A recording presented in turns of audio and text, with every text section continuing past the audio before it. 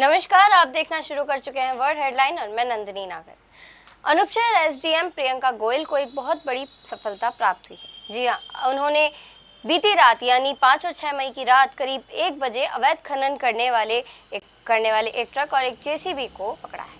जी हाँ, उत्तर प्रदेश में आए दिन अवैध खनन के मामले सामने आते रहते हैं और ऐसा ही एक मामला अनूप शहर में भी सामने आया है, जिसमें अनूप शहर एसडीएम प्रियंका गोयल को खुफिया जानकारी मिली, जिसके बाद उन्होंने अचानक से छापेमारी की, जिसके पश्चात उन्होंने अवैध खनन करने वाली जेसीबी और एक ट्रक को अपने गिरफ्त में ले लिया और उसके साथ जो आरोपी पकड़े गए हैं उनको भी अपनी गिरफ्त में ले लिया।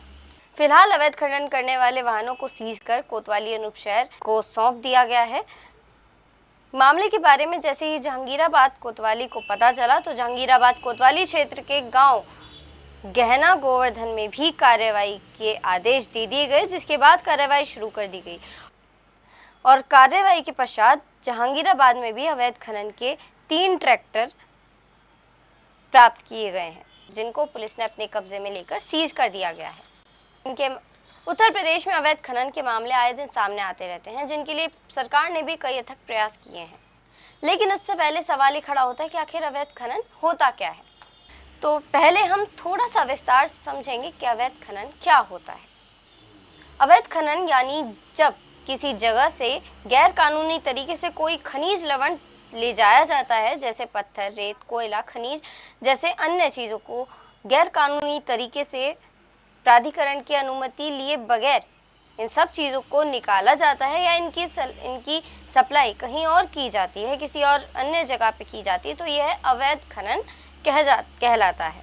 सवाल खड़े होते हैं कि आखिर अवैध खनन के ऐसे कौन से नुकसान हैं, कि आखिर अवैध खनन को गैर कानूनी क्यों बताया जाता है और इसके नुकसान क्या क्या हैं। क्योंकि इससे सबसे बड़ा प्रभाव हमारे पर्यावरण पर पड़ता है, जैसे कि पेड़ों की कटाई, पानी का प्रदूषण और मिट्टी का कटाव या अभाव, और इससे आम जनता को भी नुकसान हो सकता है। साथ ही ये असुरक्षित भी होता है, क्योंकि इससे जहरीली गैस का खतरा होता है, खदानों के ढह जाने का खतरा होता है और अन्य मानव दुर्घटनाएं भी इससे हो सकती हैं।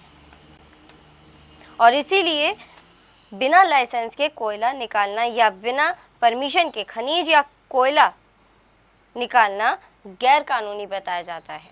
और इसीलिए आपको ये भी बता दें कि अनूप शहर एसडीएम प्रियंका गोयल द्वारा की गई कार्रवाई में जो अवैध खनन करने वाले ट्रक और जेसीबी पकड़े गए हैं, उसमें अवैध तरीके से मिट्टी को ले जाया जा रहा था। जिसकी परमिशन नहीं ली गई थी। और इसी कारण अवैध खनन के मामले लगातार बढ़ने के साथ साथ सरकार और राजस्व दोनों का ही आर्थिक रूप से नुकसान होता है और कानूनी रूप से भी नुकसान होता है। तो अब सवाल ये खड़ा होता है कि आखिर उत्तर प्रदेश सरकार क्या कर रही है अवैध खनन के इन मामलों को रोकने के लिए, जो दिन ब दिन बढ़ते जा रहे हैं और दिन ब दिन जगह जगह से इनके मामले सामने आते जा रहे हैं। इनके लिए सरकार द्वारा सार्वजनिक जागरूकता भी की जा रही है, जिससे आसपास के लोगों को सार्वजनिक रूप से जागरूक किया जाए, जिससे वो अपने आसपास हो रही सभी अवैध खनन से जुड़ी गतिविधियों को लेकर सतर्क रहें और उनसे जुड़ी हुई सारी शिकायतें प्रशासन तक पहुंचाएं। दूसरा, सरकार ने अवैध खनन को रोकने के लिए कई नए और सख्त कानून भी बनाए हैं, जिससे अपराधियों तक सरकार का खौफ बना रहे और अवैध खनन के आरोपियों में दहशत बनी रहे। और अब अगर उत्तर प्रदेश में अवैध खनन के आंकड़ों की बात करें तो वो कुछ इस प्रकार है।